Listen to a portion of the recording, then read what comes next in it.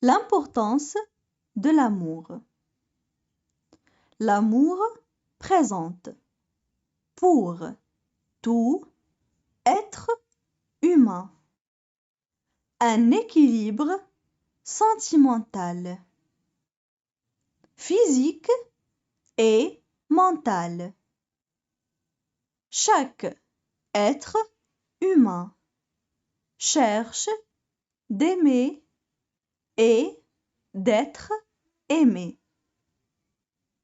De ce fait, il est un besoin nécessaire, à condition qu'il soit réciproque. L'amour est le plus fort et le plus noble des sentiments qui donne sens à nos vies et nous rapproche des autres et qui nous fait rire et pleurer à la fois. La première histoire d'amour que connaît chaque personne est celle qui vit avec ses parents. L'attachement de l'enfant à ses parents et réciproquement l'attachement des parents à leurs enfants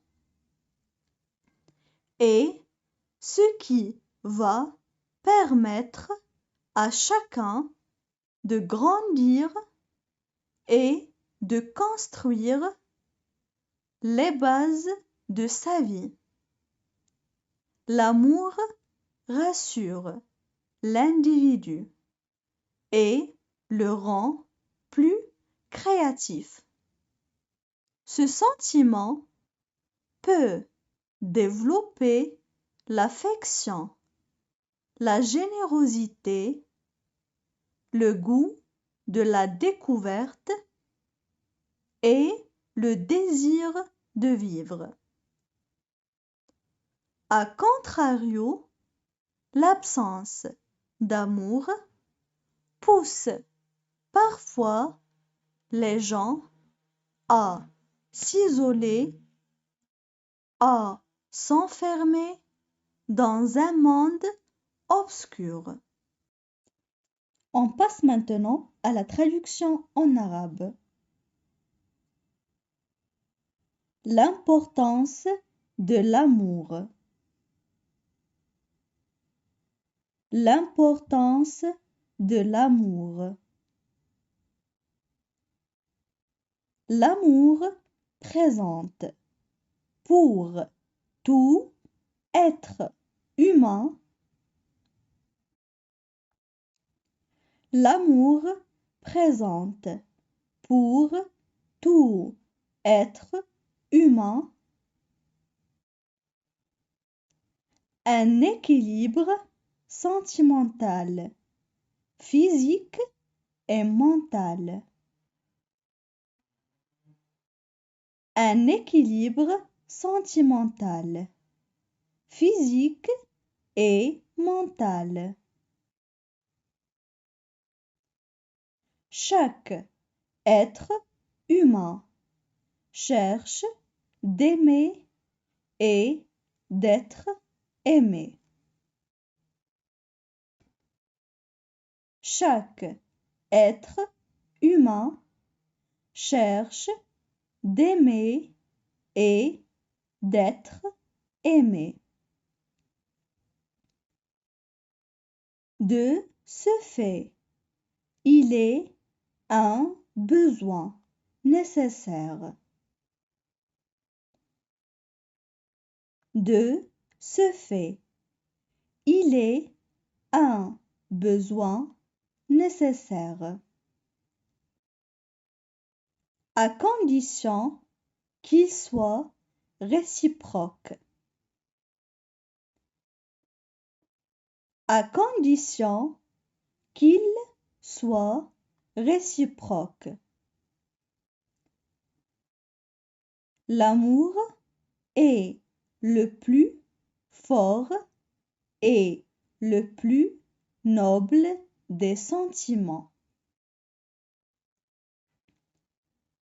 L'amour est le plus fort et le plus noble des sentiments qui donne sens à nos vies et nous rapproche des autres. Qui donne sens à nos vies et nous rapproche des autres. Et qui nous fait rire et pleurer à la fois. Et qui nous fait rire et pleurer à la fois. La première histoire d'amour que connaît chaque personne est celle qui vit avec ses parents. La première histoire d'amour que connaît chaque personne est celle qui vit avec ses parents. L'attachement de l'enfant à ses parents et réciproquement. L'attachement de l'enfant à ses parents et réciproquement. L'attachement des parents à leurs enfants est ce qui va permettre à chacun. L'attachement des parents à leurs enfants est ce qui va permettre à chacun de grandir et de construire les bases de sa vie. De grandir et de construire les bases de sa vie. L'amour rassure l'individu et le rend plus créatif. L'amour rassure l'individu et le rend plus créatif. Ce sentiment peut développer l'affection, la générosité. Ce sentiment peut développer l'affection, la générosité, le goût de la découverte et le désir de vivre. Le goût de la découverte et le désir de vivre. A contrario, l'absence d'amour pousse parfois les gens à s'isoler. A contrario, l'absence d'amour pousse parfois les gens à s'isoler, à s'enfermer dans un monde obscur. À s'enfermer dans un monde obscur. Maintenant, je vais relire le texte. الآن سوف أعيد قراءة نص للمرة الثانية. L'importance de l'amour. L'amour présente pour tout être humain un équilibre sentimental, physique et mental.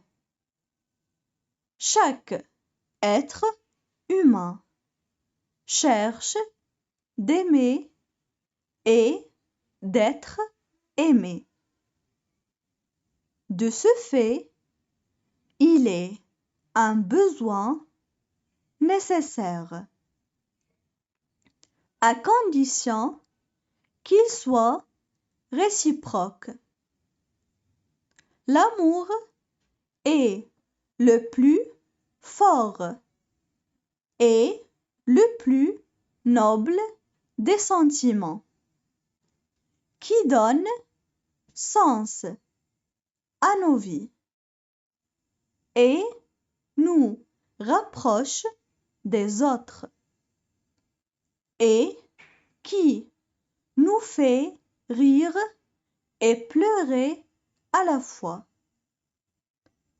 La première histoire d'amour que connaît chaque personne est celle qui vit avec ses parents. L'attachement de l'enfant à ses parents et réciproquement l'attachement des parents à leurs enfants et ce qui va permettre à chacun de grandir et de construire les bases de sa vie. L'amour rassure l'individu et le rend plus créatif. Ce sentiment peut développer l'affection, la générosité, le goût de la découverte et le désir de vivre. A contrario, l'absence d'amour pousse parfois les gens à s'isoler, à s'enfermer dans un monde obscur. Ma journée. Moi, je m'appelle Carla. J'ai 12 ans. Je suis française et j'habite à Nice. Je suis élève en 6e au collège Montaigne. Chaque jour, je me réveille à 6h30 du matin. Je prends mon petit déjeuner. Je m'habille. Je sors de la maison vers 7h30 et je me dirige vers le métro. Les classes commencent à 8h et je déteste être en retard.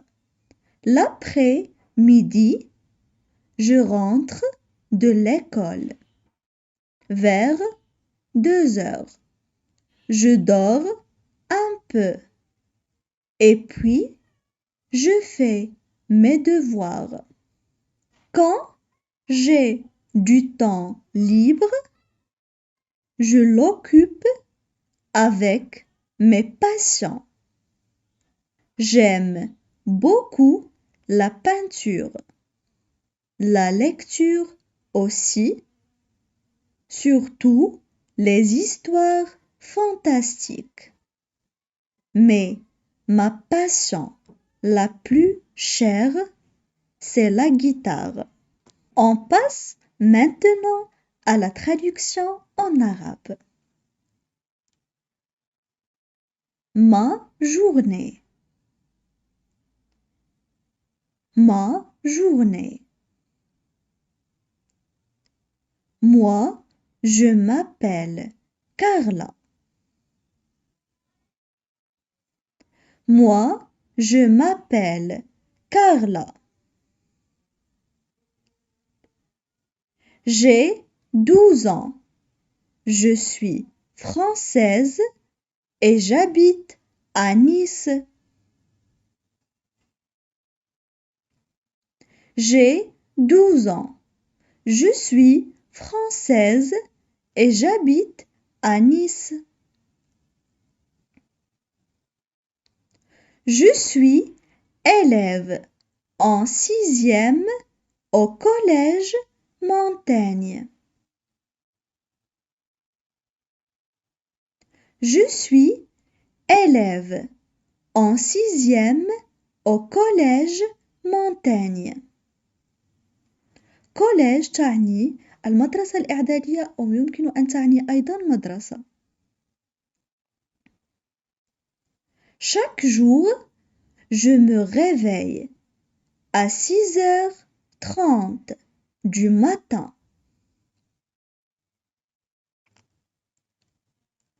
Chaque jour, je me réveille à 6h30 du matin.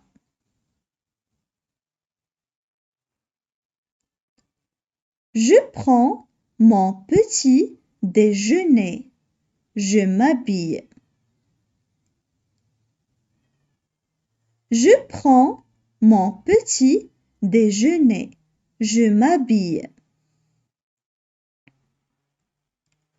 Je sors de la maison vers 7h30 et je me dirige vers le métro. Je sors de la maison vers 7h30 et je me dirige vers le métro. Les classes commencent à 8h et je déteste être en retard. Les classes commencent à 8h et je déteste être en retard. L'après-midi, je rentre de l'école vers 2h. L'après-midi, je rentre de l'école vers 2h. Je dors un peu et puis je fais mes devoirs.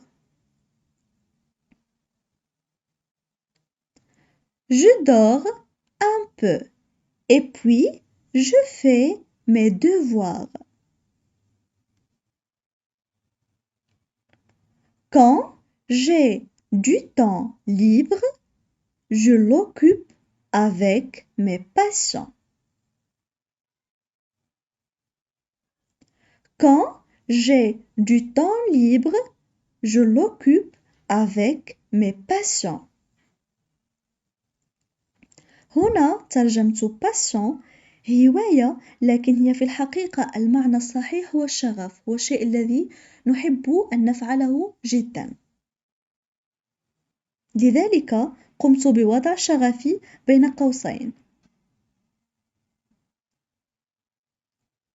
J'aime beaucoup la peinture, la lecture aussi, surtout les histoires fantastiques. J'aime beaucoup la peinture, la lecture aussi, surtout les histoires fantastiques. Mais ma passion la plus chère, c'est la guitare. Mais ma passion la plus chère, c'est la guitare. الآن اسمعوا جيدا قراءتي للنص. Ma journée. Moi, je m'appelle Carla. J'ai 12 ans. Je suis française et j'habite à Nice. Je suis élève en 6e au collège Montaigne. Chaque jour, je me réveille à 6h30 du matin. Je prends mon petit déjeuner. Je m'habille. Je sors de la maison vers 7h30 et je me dirige vers le métro. Les classes commencent à 8h et je déteste être en retard. L'après-midi, je rentre de l'école vers 2h. Je dors un peu et puis je fais mes devoirs. Quand j'ai du temps libre, je l'occupe avec mes passions. J'aime beaucoup la peinture, la lecture aussi, surtout les histoires fantastiques. Mais ma passion la plus chère, c'est la guitare. Mon futur métier. Quand je serai grande, j'aimerais être avocate, car en tant qu'ancienne déléguée, j'adorais parler des problèmes et les résoudre moi-même. C'est une amie qui m'a donné cette idée. Elle aussi veut pratiquer ce métier. Je pense que ce travail consiste à défendre des personnes qui ont été accusées alors qu'elles étaient innocentes. L'avantage, je crois, pour moi, dans ce métier, ce serait de prendre en charge quelqu'un.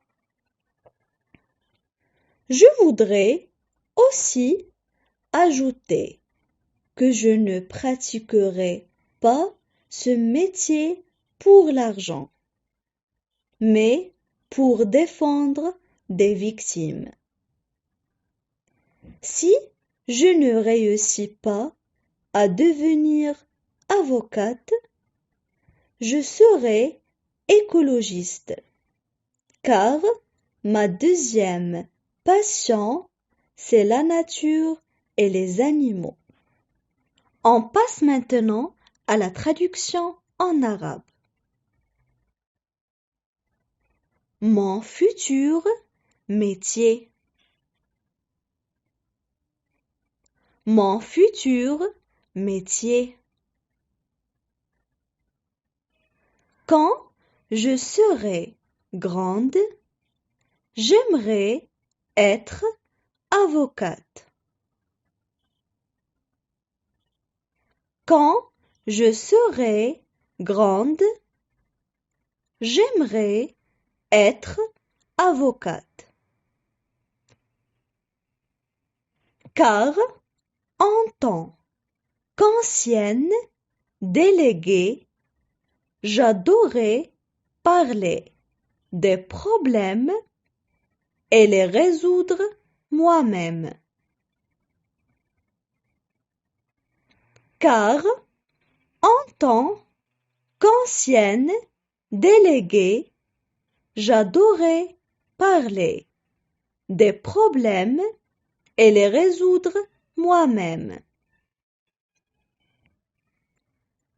C'est une amie qui m'a donné cette idée.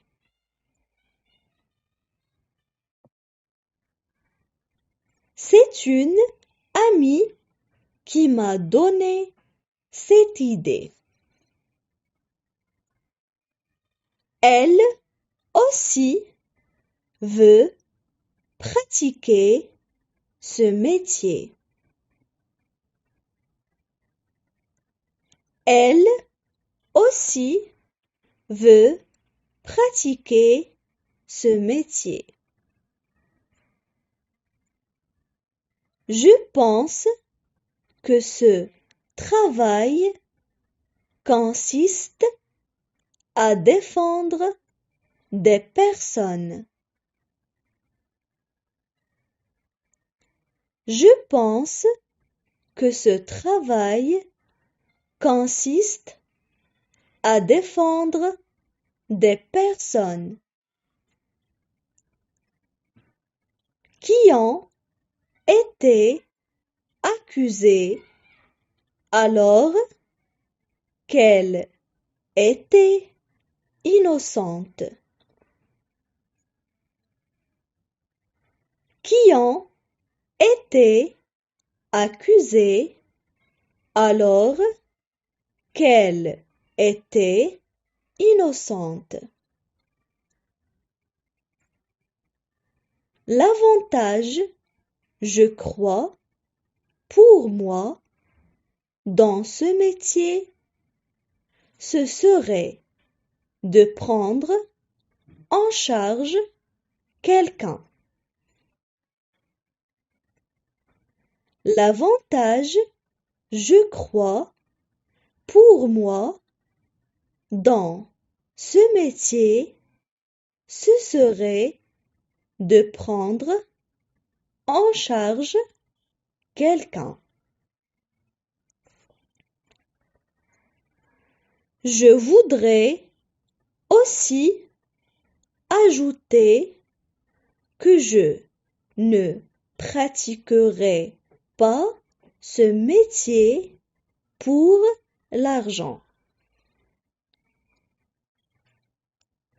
Je voudrais aussi ajouter que je ne pratiquerai pas ce métier pour l'argent, mais pour défendre des victimes. Mais pour défendre des victimes. Si je ne réussis pas à devenir avocate, si je ne réussis pas à devenir avocate, je serai écologiste, car ma deuxième passion, c'est la nature et les animaux. Je serai écologiste, car ma deuxième passion, c'est la nature et les animaux. سأعيد الآن قراءة النص للمرة الثانية. Mon futur métier. Quand je serai grande, J'aimerais être avocate, car en tant qu'ancienne déléguée, j'adorais parler des problèmes et les résoudre moi-même. C'est une amie qui m'a donné cette idée. Elle aussi veut pratiquer ce métier. Je pense que ce travail consiste à défendre des personnes qui ont été accusées alors qu'elles étaient innocentes. L'avantage, je crois, pour moi, dans ce métier, ce serait de prendre en charge quelqu'un. Je voudrais aussi ajouter que je ne pratiquerai pas ce métier pour l'argent, mais pour défendre des victimes. Si je ne réussis pas à devenir avocate, je serai écologiste, car ma deuxième passion, c'est la nature et les animaux. Aïd al-Adha.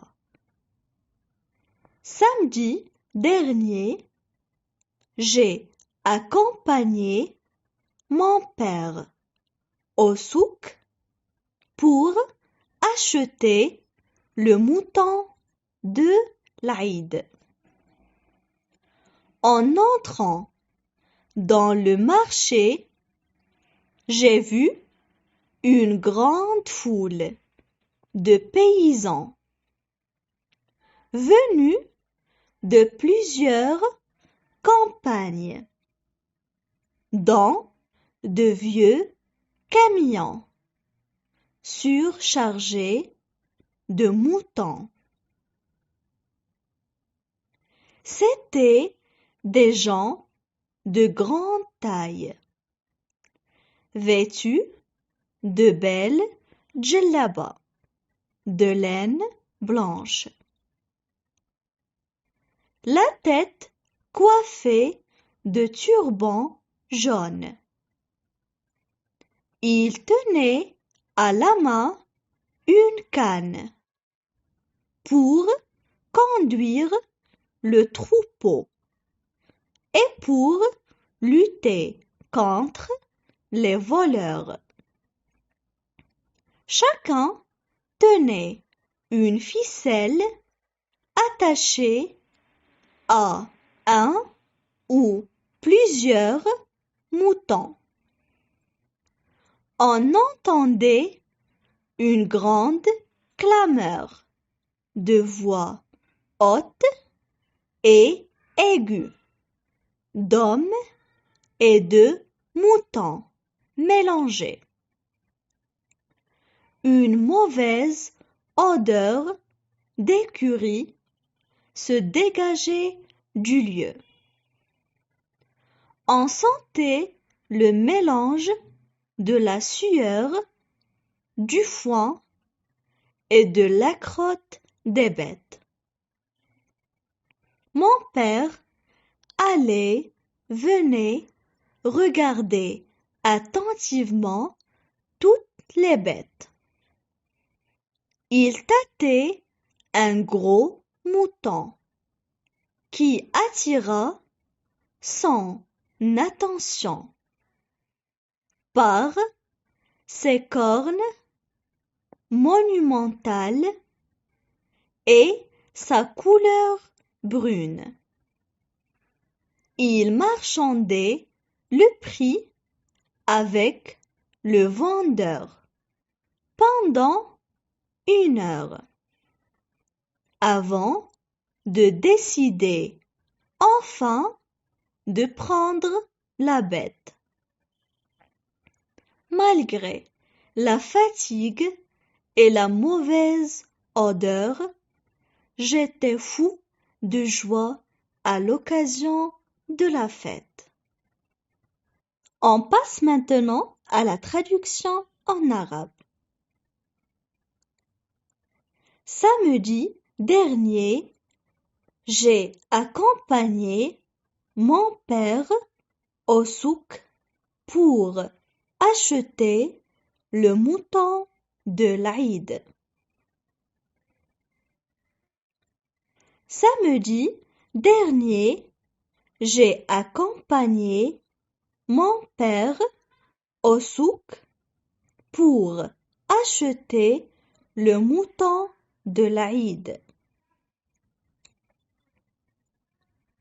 En entrant dans le marché, j'ai vu une grande foule de paysans. En entrant dans le marché, j'ai vu une grande foule de paysans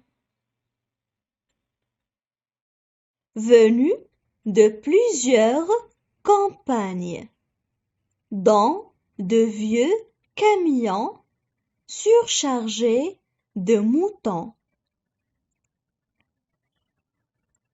Venus de plusieurs campagnes, dans de vieux camions surchargés de moutons.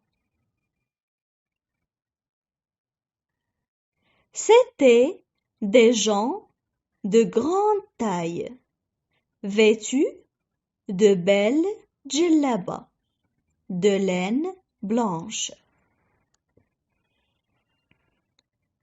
C'étaient des gens de grande taille, vêtus de belles djellabas de laine blanche.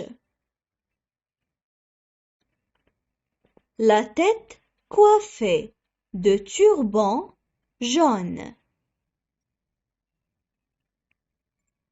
La tête coiffée de turbans jaunes. Il tenait à la main une canne pour conduire le troupeau et pour lutter contre les voleurs. Il tenait à la main une canne pour conduire le troupeau et pour lutter contre les voleurs. Chacun tenait une ficelle attachée à un ou plusieurs moutons. Chacun tenait une ficelle attachée à un ou plusieurs moutons. On entendait une grande clameur de voix hautes et aiguës, d'hommes et de moutons mélangés. On entendait une grande clameur de voix hautes et aiguës, d'hommes et de moutons mélangés. Une mauvaise odeur d'écurie se dégageait du lieu. Une mauvaise odeur d'écurie se dégageait du lieu. On sentait le mélange de la sueur, du foin et de la crotte des bêtes. On sentait le mélange de la sueur, du foin et de la crotte des bêtes. Mon père allait, venait, regardait attentivement toutes les bêtes. Mon père allait, venait, regardait attentivement toutes les bêtes. Il tâtait un gros mouton qui attira son attention. Il tâtait un gros mouton qui attira son attention. Par ses cornes monumentales et sa couleur brune. Par ses cornes monumentales et sa couleur brune. Il marchandait le prix avec le vendeur pendant 1 heure.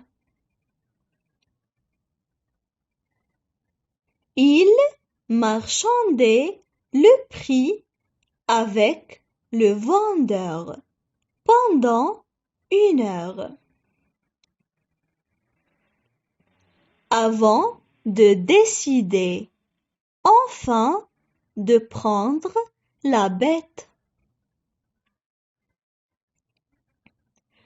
Avant de décider enfin de prendre la bête. Malgré la fatigue et la mauvaise odeur, j'étais fou de joie à l'occasion de la fête. Malgré la fatigue et la mauvaise odeur, j'étais fou de joie à l'occasion de la fête. سأعيد الآن قراءة النص للمرة الثانية. عيد الأضحى. Samedi dernier, j'ai accompagné mon père au souk pour acheter le mouton de l'Aïd. En entrant dans le marché, j'ai vu une grande foule de paysans venus de plusieurs campagnes dans de vieux camions surchargés de moutons. C'étaient des gens de grande taille, vêtus de belles djellabas de laine blanche, la tête coiffée de turbans jaunes. Ils tenaient à la main une canne pour conduire le troupeau et pour lutter contre les voleurs. Chacun tenait une ficelle attachée à un ou plusieurs moutons. On entendait une grande clameur de voix haute et aiguë d'hommes et de moutons mélangés.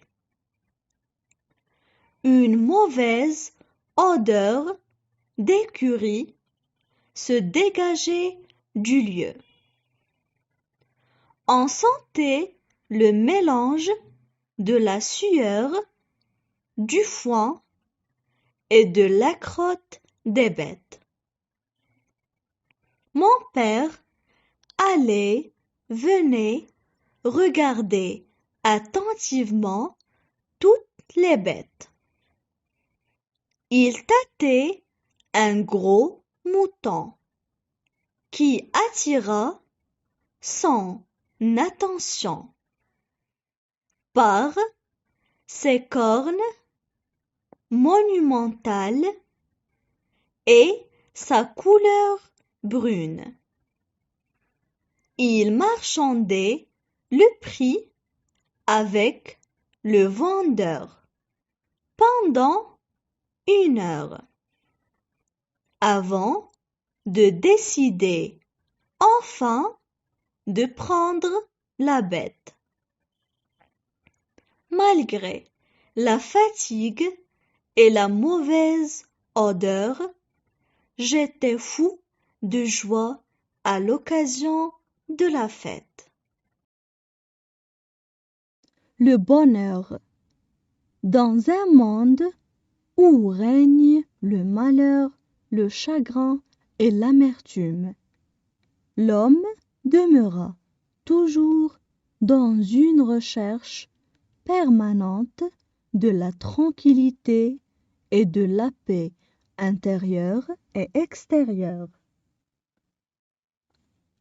C'est pour cela il peut faire l'impossible pour arriver à son bonheur. Or, la conception du bonheur diffère d'une personne à une autre, selon ses conditions, ses ambitions et sa façon de voir la vie. D'abord, on se trouve toujours heureux quand on est entouré de personnes chères à nos cœurs et des amis fidèles sur qui on peut compter. Donc, le véritable bonheur, c'est l'amour partagé sans limite et sans arrêt. Ensuite, le bonheur, c'est la recherche d'un équilibre entre ce qui est matériel, spirituel, sagesse et paix, afin d'avoir une vie calme, confortable et heureuse. En guise de conclusion, le bonheur n'est pas la recherche de la perfection, mais le pardon de l'imperfection et l'état durable de satisfaction et de sérénité. On passe maintenant à la traduction en arabe. Le bonheur. Le bonheur. Dans un monde où règne le malheur, le chagrin et l'amertume.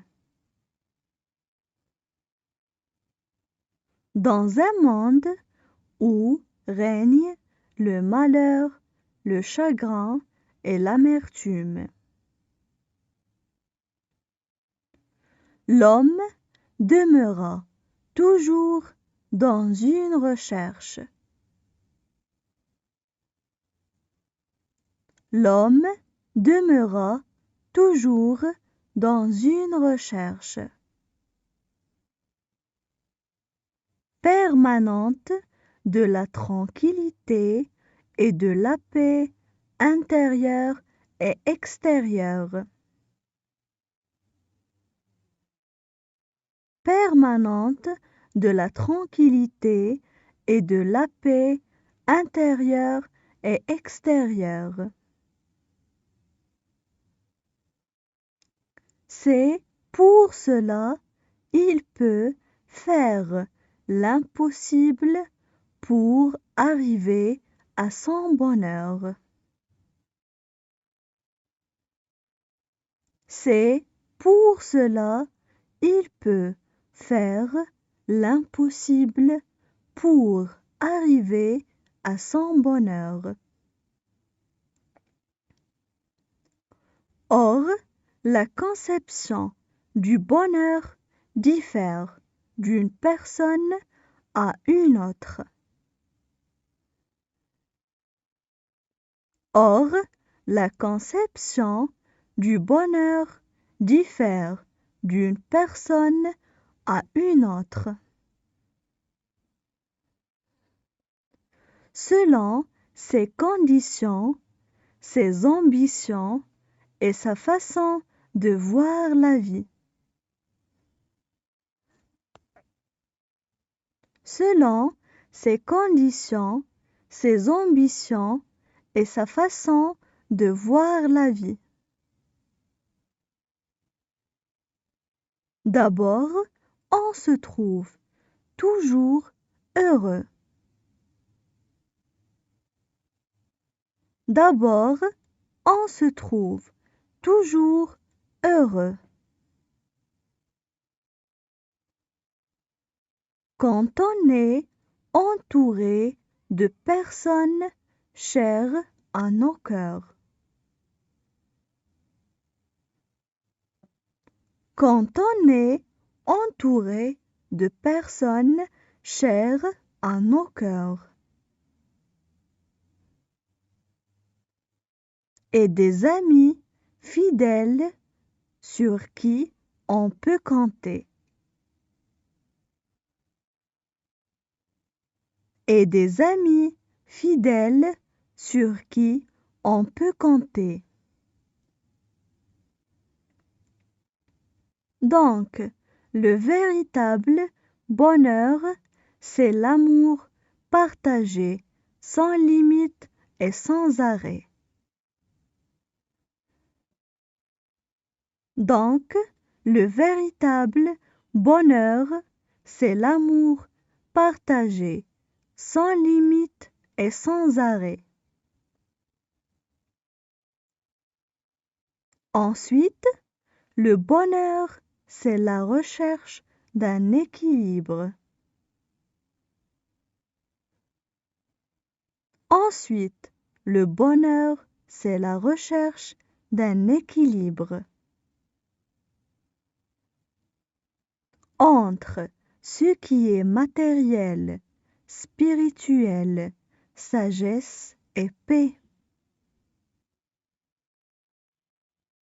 Entre ce qui est matériel, spirituel, sagesse et paix.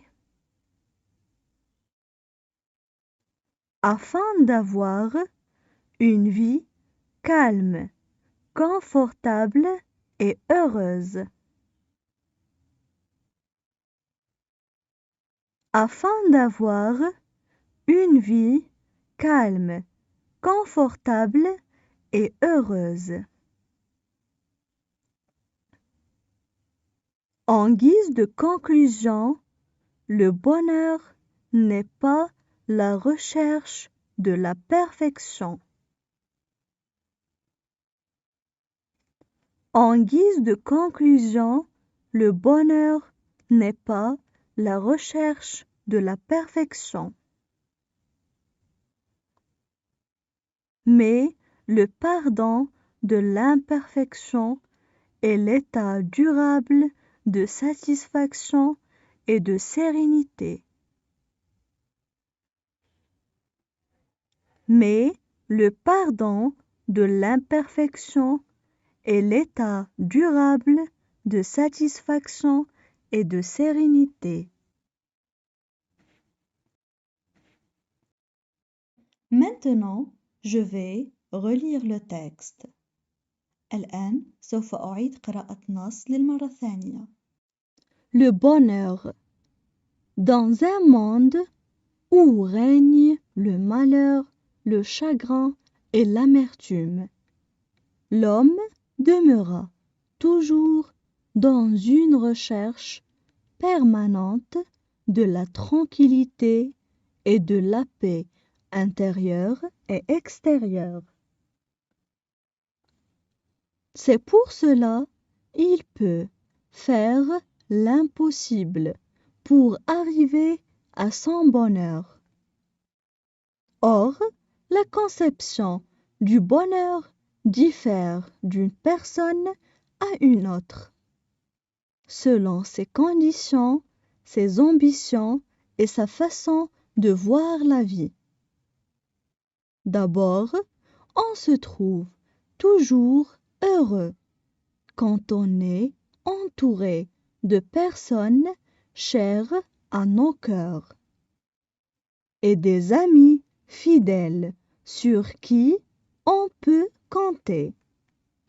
Donc, le véritable bonheur, c'est l'amour partagé sans limite et sans arrêt. Ensuite, le bonheur, c'est la recherche d'un équilibre entre ce qui est matériel, spirituel, sagesse et paix, afin d'avoir une vie calme, confortable et heureuse. En guise de conclusion, le bonheur n'est pas la recherche de la perfection, mais le pardon de l'imperfection et l'état durable de satisfaction et de sérénité. Crypto-monnaie. Une crypto-monnaie est une devise numérique décentralisée qui utilise des algorithmes cryptographiques et un protocole nommé blockchain, qui est une technologie qui permet de stocker et transmettre des informations de manière transparente, sécurisée et sans organe central de contrôle, pour assurer la fiabilité et la traçabilité des transactions. Les crypto-monnaies sont entièrement virtuelles. Elles peuvent être stockées dans un portefeuille numérique protégé par un code secret appartenant à son propriétaire. Il existe des plateformes d'échange qui servent à acheter et revendre de la crypto-monnaie en ligne. Les crypto-monnaies sont nées d'Internet et de la mondialisation. Elles ne dépendent pas d'une banque centrale et ne constituent en rien des unités monétaires officielles, comparables au dollar, à la livre sterling ou à l'euro. Elles ont une existence réelle puisqu'elles sont utilisées sur la toile. Les plus connus sont Bitcoin, Ethereum, Ripple, EOS, Litecoin, etc. On passe maintenant à la traduction en arabe. Crypto-monnaie. Crypto-monnaie. Une crypto-monnaie est une devise numérique décentralisée qui utilise une crypto-monnaie est une devise numérique décentralisée qui utilisent des algorithmes cryptographiques et un protocole nommé blockchain. Des algorithmes cryptographiques et un protocole nommé blockchain, qui est une technologie qui permet de stocker et transmettre, qui est une technologie qui permet de stocker et transmettre des informations de manière transparente, sécurisée et sans organe central de contrôle. Des informations de manière transparente, sécurisée et sans organe central de contrôle pour assurer la fiabilité et la traçabilité des transactions. Pour assurer la fiabilité et la traçabilité des transactions. Les crypto-monnaies sont entièrement virtuelles. Elles peuvent être stockées. Les crypto-monnaies sont entièrement virtuelles. Elles peuvent être stockées.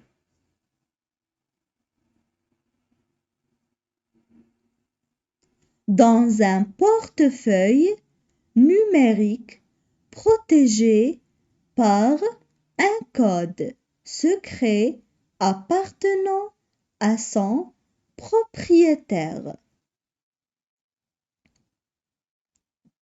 Dans un portefeuille numérique protégé par un code secret appartenant à son propriétaire. Il existe des plateformes d'échange qui servent à acheter. Il existe des plateformes d'échange qui servent à acheter et revendre de la crypto-monnaie en ligne. Et revendre de la crypto-monnaie en ligne. Les crypto-monnaies sont nées d'Internet et de la mondialisation. Les crypto-monnaies sont nées d'Internet et de la mondialisation. Elles ne dépendent pas d'une banque centrale. Elles ne dépendent pas d'une banque centrale. Et ne constituent en rien des unités monétaires officielles comparables au dollar. Et ne constituent en rien des unités monétaires officielles comparables au dollar, à la livre sterling ou à l'euro. à la livre sterling ou à l'euro. Elles ont une existence réelle puisqu'elles sont utilisées sur la toile. Elles ont une existence réelle puisqu'elles sont utilisées sur la toile.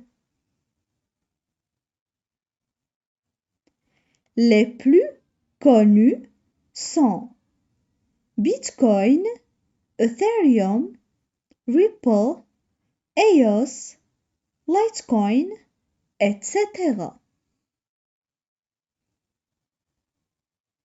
Les plus connus sont Bitcoin, Ethereum, Ripple, EOS, Litecoin, etc. الآن اسمعوا جيداً قراءتي للنص. Crypto-monnaie.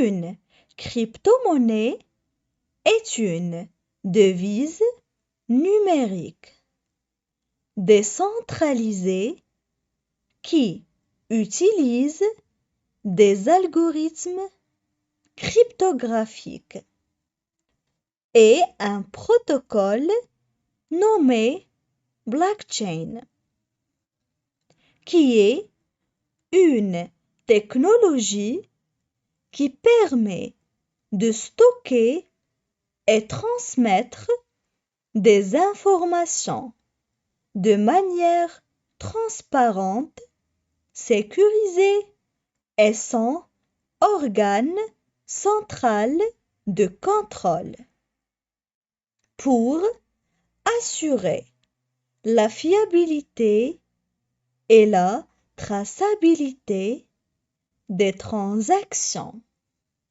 Les crypto-monnaies sont entièrement virtuelles.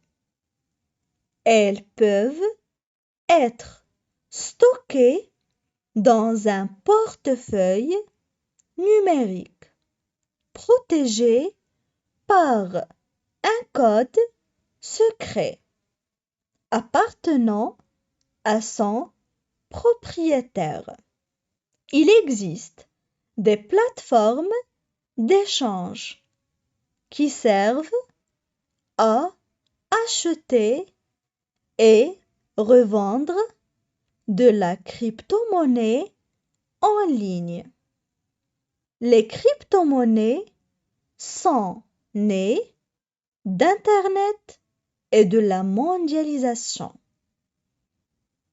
Elles ne dépendent pas d'une banque centrale et ne constituent en rien des unités monétaires officielles comparables au dollar, à la livre sterling ou à l'euro. Elles ont une existence réelle puisqu'elles sont utilisées sur la toile.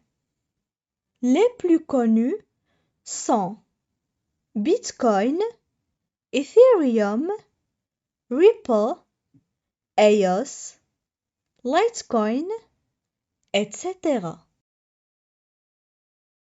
Mon animal préféré. J'aime tous les animaux, mais je préfère le chat parce qu'il est beau et intelligent. J'en ai un qui a des yeux très mignons et des poils doux et blancs. Il aime le poisson et le lait. Il aime aussi quand je le caresse. Il miaule doucement quand je rentre le soir pour me souhaiter la bienvenue. Il reste à mes côtés quand je suis malade ou triste. Je peux alors dire que c'est mon meilleur ami et mon animal préféré. On passe maintenant à la traduction en arabe. Mon animal préféré. Mon animal préféré. J'aime tous les animaux. J'aime tous les animaux. Mais je préfère le chat parce qu'il est beau et intelligent. Mais je préfère le chat parce qu'il est beau et intelligent. J'en ai un qui a des yeux très mignons et des poils doux et blancs. J'en ai un qui a des yeux très mignons et des poils doux et blancs. Il aime le poisson et le lait. Il aime le poisson et le lait. Il aime aussi quand je le caresse. Il aime aussi quand je le caresse. Il miaule doucement quand je rentre le soir pour me souhaiter la bienvenue. Il miaule doucement quand je rentre le soir pour me souhaiter la bienvenue. Il reste à mes côtés quand je suis malade ou triste. Il reste à mes côtés quand je suis malade ou triste. Je peux alors dire que c'est mon meilleur ami et mon animal préféré. Je peux alors dire que c'est mon meilleur ami et mon animal préféré. سأعيد قراءة النص للمرة الثانية. Mon animal préféré. J'aime tous les animaux, mais je préfère le chat parce qu'il est beau et intelligent. J'en ai un qui a des yeux très mignons et des poils doux et blancs. Il aime le poisson et le lait. Il aime aussi quand je le caresse. Il miaule doucement quand je rentre le soir pour me souhaiter la bienvenue. Il reste à mes côtés quand je suis malade ou triste. Je peux alors dire que c'est mon meilleur ami et mon animal préféré. Décrire mon animal. Mon chien est grand. Il a de longues oreilles et une queue assez longue qu'il remue pour exprimer son amour et son affection. Il habite dans une niche. Il lappe le lait avec sa langue et il aime les biscuits. Il est affectueux et très fidèle. Toute la nuit, il garde ma maison. Et si quelqu'un s'approche, il me prévient en aboyant. Le lapin est un animal domestique. Mon lapin s'appelle Loulou. Il est petit et mince. Il a de grandes oreilles et de grandes dents. Il a 2 yeux grands et noirs. Il est de couleur marron et noir avec des pattes blanches.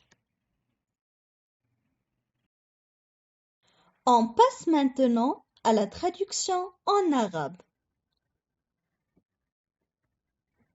Décrire mon animal. Décrire mon animal.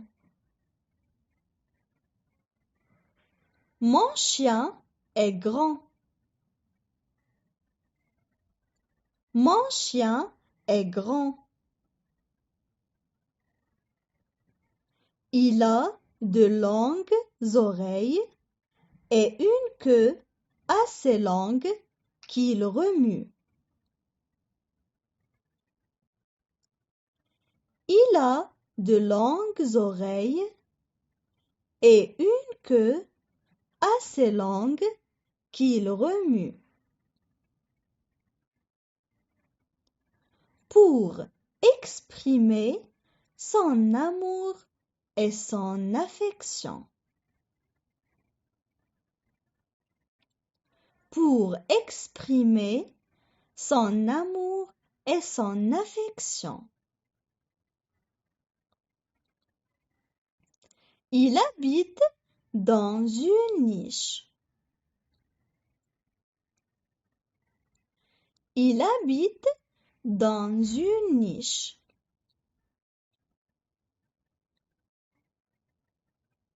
Il lappe le lait avec sa langue et il aime les biscuits.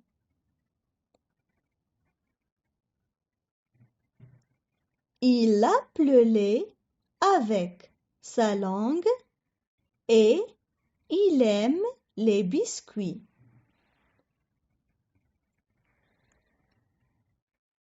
Il est affectueux et très fidèle.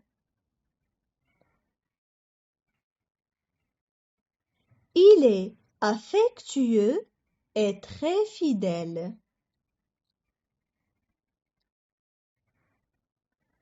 Toute la nuit, il garde ma maison.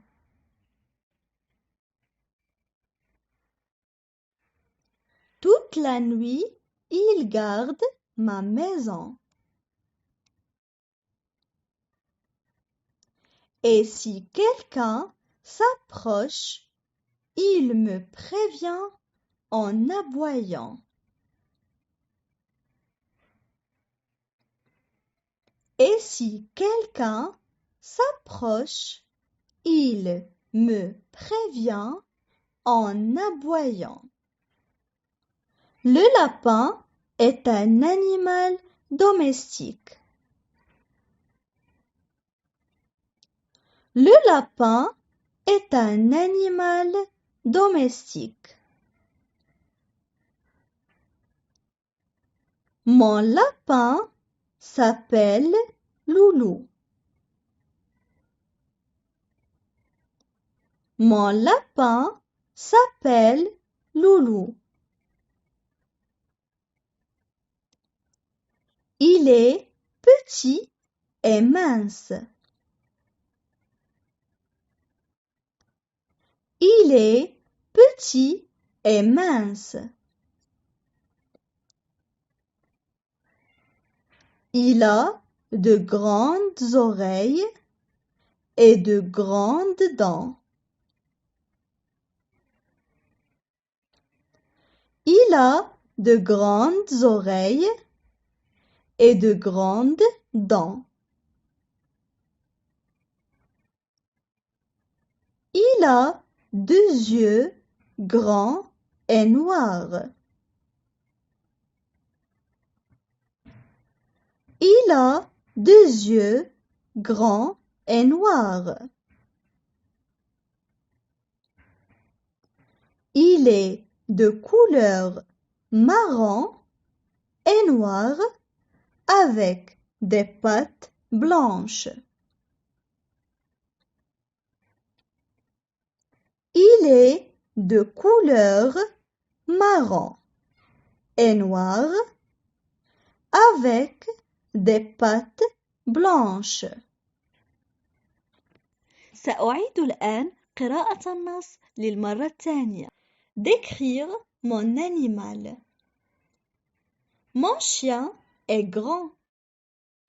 Il a de longues oreilles et une queue assez longue qu'il remue pour exprimer son amour et son affection. Il habite dans une niche. Il lappe le lait avec sa langue et il aime les biscuits. Il est affectueux et très fidèle. Toute la nuit, il garde ma maison. Et si quelqu'un s'approche, il me prévient en aboyant. Le lapin est un animal domestique. Mon lapin s'appelle Loulou. Il est petit et mince. Il a de grandes oreilles et de grandes dents. Il a 2 yeux grands et noirs. Il est de couleur marron et noir avec des pattes blanches.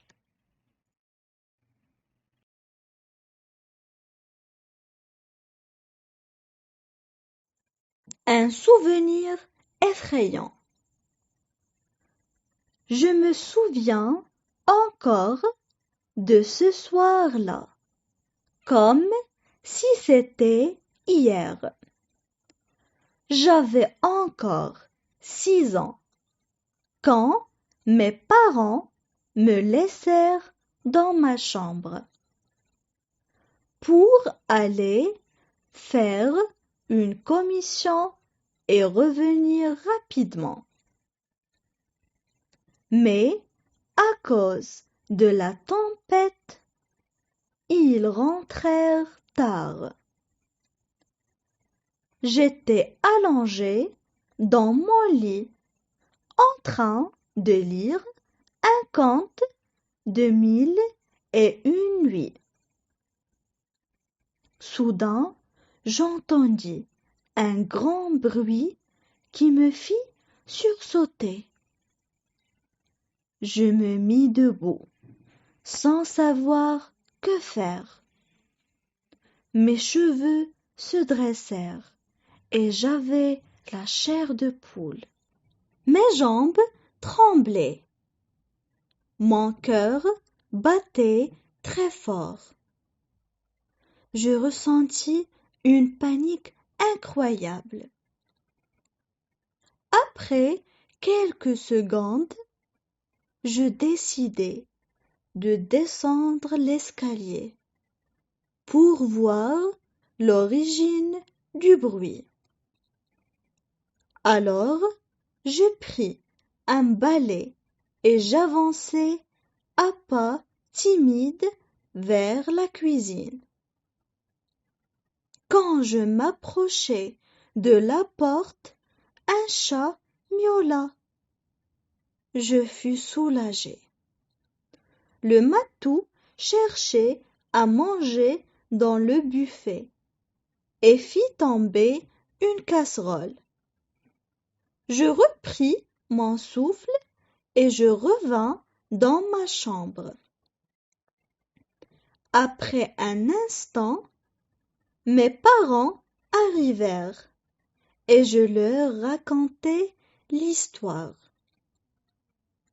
Ils saluèrent mon courage et me donnèrent du chocolat. Tu es devenu un homme, Ahmed. Désormais, je peux compter sur toi. Je n'arrive jamais à oublier ce souvenir qui reste gravé dans ma mémoire. On passe maintenant à la traduction en arabe. Un souvenir effrayant. Un souvenir effrayant. Je me souviens encore de ce soir-là, comme si c'était hier. Je me souviens encore de ce soir-là, comme si c'était hier. J'avais encore 6 ans quand mes parents me laissèrent dans ma chambre. J'avais encore 6 ans quand mes parents me laissèrent dans ma chambre.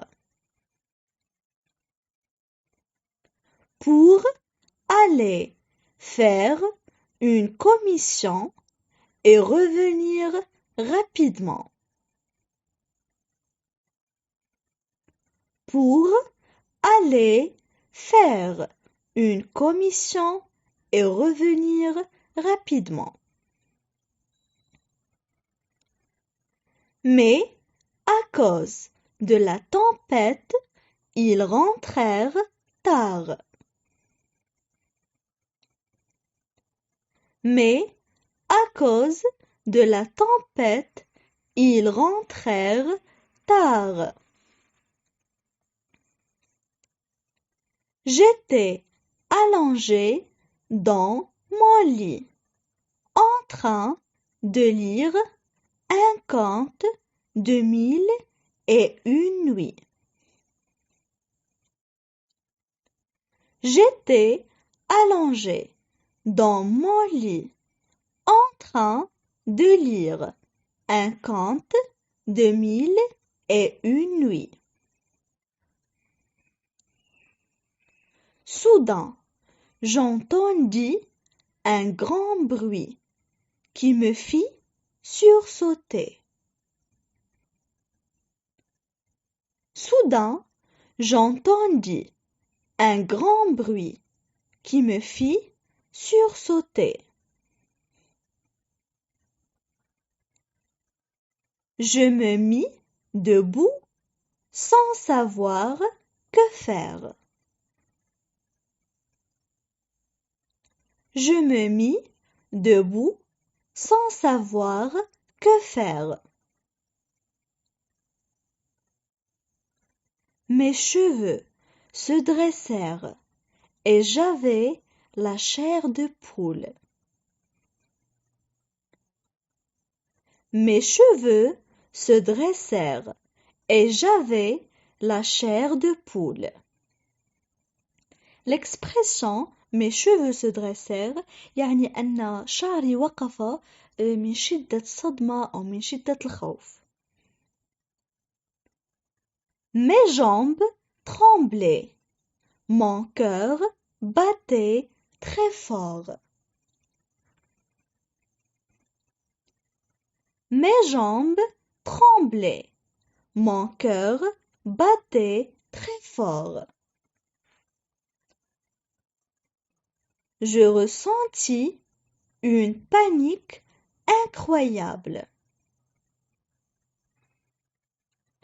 Je ressentis une panique incroyable. Après quelques secondes, je décidai de descendre l'escalier pour voir l'origine du bruit. Après quelques secondes, je décidai de descendre l'escalier pour voir l'origine du bruit. Alors, je pris un balai et j'avançai à pas timides vers la cuisine. Alors, je pris un balai et j'avançai à pas timides vers la cuisine. Quand je m'approchai de la porte, un chat miaula. Je fus soulagée. Quand je m'approchai de la porte, un chat miaula. Je fus soulagée. Le matou cherchait à manger dans le buffet et fit tomber une casserole. Le matou cherchait à manger dans le buffet et fit tomber une casserole. Je repris mon souffle et je revins dans ma chambre.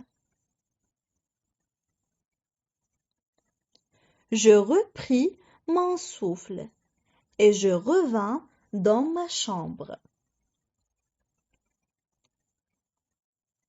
Après un instant, mes parents arrivèrent et je leur racontai l'histoire. Après un instant, mes parents arrivèrent et je leur racontai l'histoire. Ils saluèrent mon courage et me donnèrent du chocolat. Ils saluèrent mon courage et me donnèrent du chocolat. Tu es devenu un homme, Ahmed. Désormais, je peux compter sur toi. Tu es devenu un homme, Ahmed. Désormais, je peux compter sur toi. Je n'arrive jamais à oublier ce souvenir qui reste gravé dans ma mémoire. Je n'arrive jamais à oublier ce souvenir qui reste gravé dans ma mémoire. سأعيد الآن قراءة النص للمرة الثانية. Un souvenir effrayant. Je me souviens encore de ce soir-là, comme si c'était hier. J'avais encore 6 ans quand mes parents me laissèrent dans ma chambre pour aller faire une commission et revenir rapidement. Mais à cause de la tempête, ils rentrèrent tard. J'étais allongée dans mon lit en train de lire un conte de 1001 nuits. Soudain, j'entendis un grand bruit qui me fit sursauter. Je me mis debout, sans savoir que faire. Mes cheveux se dressèrent et j'avais la chair de poule. Mes jambes tremblaient. Mon cœur battait très fort. Je ressentis une panique incroyable. Après quelques secondes, je décidai de descendre l'escalier pour voir l'origine du bruit. Alors, je pris un balai et j'avançai à pas timides vers la cuisine. Quand je m'approchai de la porte, un chat miaula. Je fus soulagée. Le matou cherchait à manger dans le buffet et fit tomber une casserole. Je repris mon souffle et je revins dans ma chambre. Après un instant, mes parents arrivèrent et je leur racontai l'histoire. Ils saluèrent mon courage et me donnèrent du chocolat. Tu es devenu un homme, Ahmed. Désormais, je peux compter sur toi. Je n'arrive jamais à oublier ce souvenir qui reste gravé dans ma mémoire. Le mariage précoce. Personne ne peut nier que chaque année, des millions de filles sont mariées avant l'âge de 18 ans. Ce fléau répandu notamment dans les pays en développement prive ces filles de leurs droits, non seulement d'enfance, mais aussi d'éducation et de scolarisation. Parmi les causes du mariage précoce et forcé, on peut citer l'inégalité des sexes dans les sociétés pratiquant le mariage précoce et forcé. Les filles et les femmes ont un statut inférieur à l'homme. Les filles sont mariées jeunes, car elles sont considérées comme un poids pour la famille et que leur bien-être n'est pas une priorité. La pauvreté dans les pays en développement, une fille est souvent considérée comme un fardeau. Son mariage permet aux parents d'avoir une bouche en moins à nourrir, de s'enrichir et de créer des alliances stratégiques avec une autre famille. La non-application des lois, même quand le mariage précoce est interdit. Beaucoup de familles l'ignorent et ou enfreignent la loi. Dans certains pays, cette violation est très répandue et normalisée, car les sanctions sont rares. En guise de conclusion, nous pouvons dire que le mariage précoce menace la vie de filles dans les pays concernés.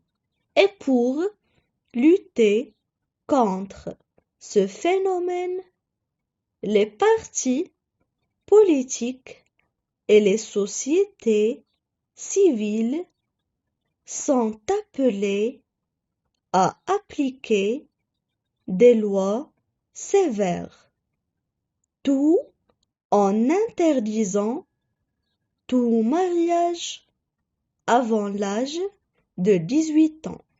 On passe maintenant à la traduction en arabe. Le mariage précoce. Le mariage précoce. Personne ne peut nier que chaque année, personne ne peut nier que chaque année, des millions de filles sont mariées avant l'âge de 18 ans.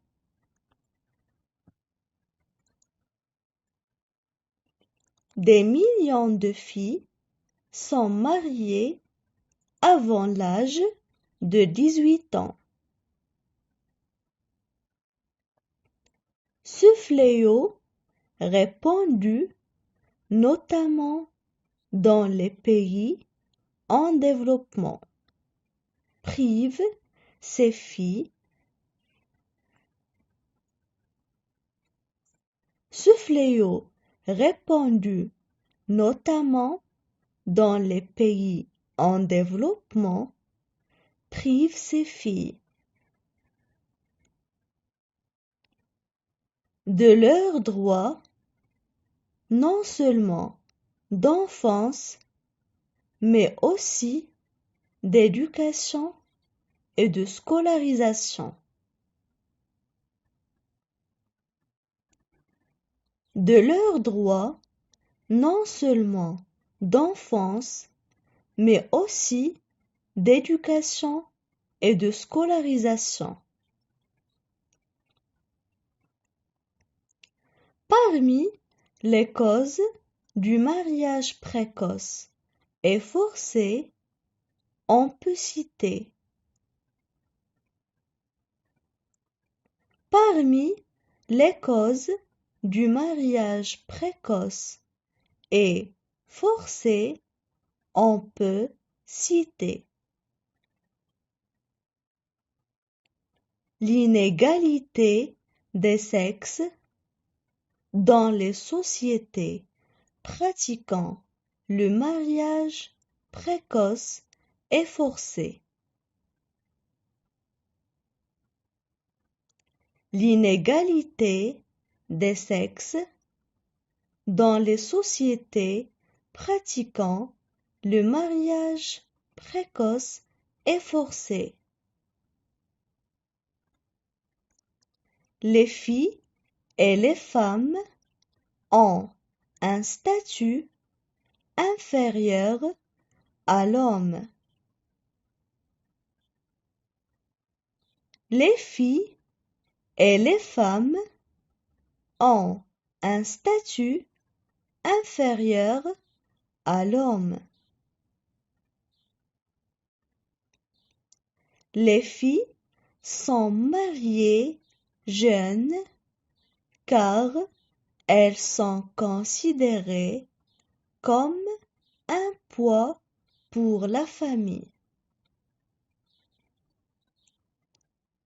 Les filles sont mariées jeunes car elles sont considérées comme un poids pour la famille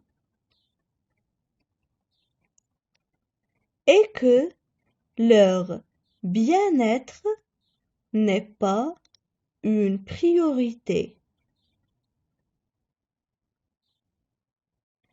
et que leur bien-être n'est pas une priorité.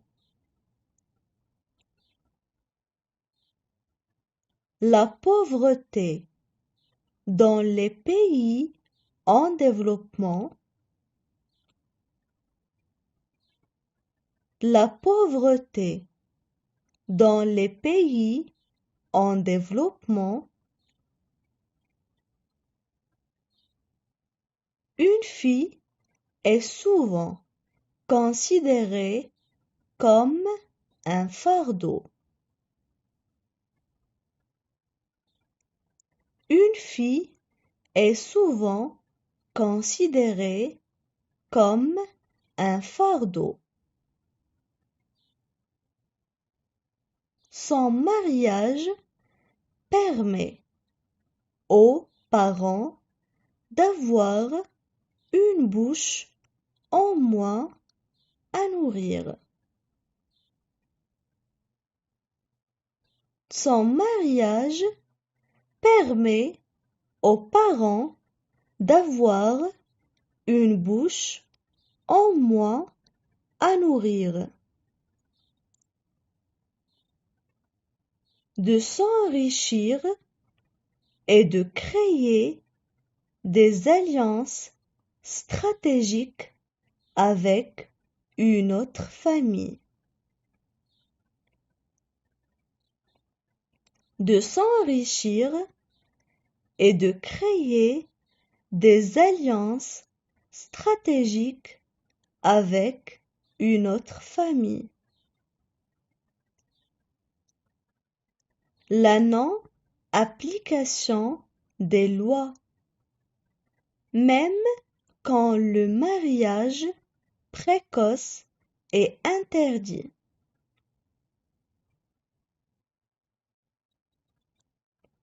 La non-application des lois, même quand le mariage précoce est interdit. Beaucoup de familles l'ignorent et ou enfreignent la loi. Beaucoup de familles l'ignorent et ou enfreignent la loi. Dans certains pays, cette violation est très répandue et normalisée, car les sanctions sont rares. Dans certains pays, cette violation est très répandue et normalisée, car les sanctions sont rares.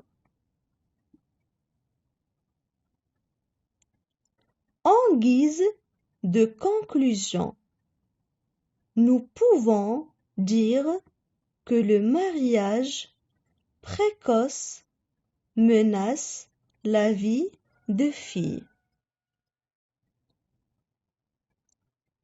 En guise de conclusion, nous pouvons dire que le mariage précoce menace la vie de filles.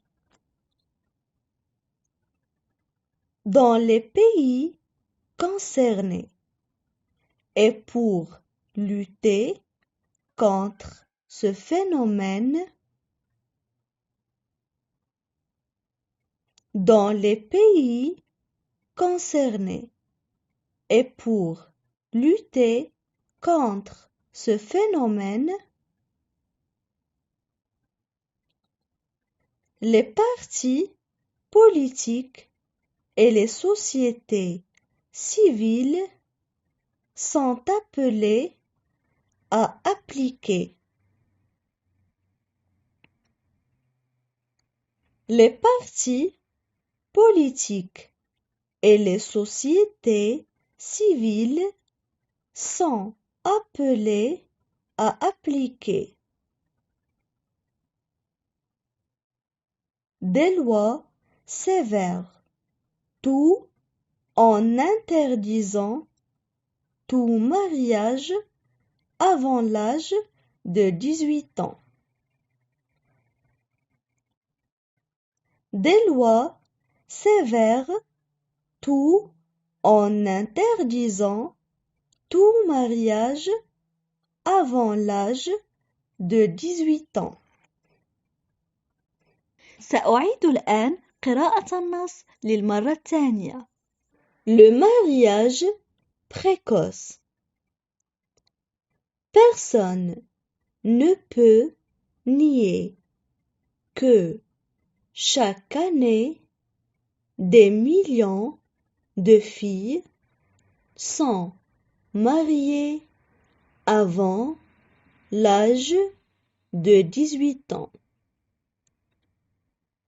Ce fléau répandu notamment dans les pays en développement prive ces filles de leurs droits, non seulement d'enfance, mais aussi d'éducation et de scolarisation.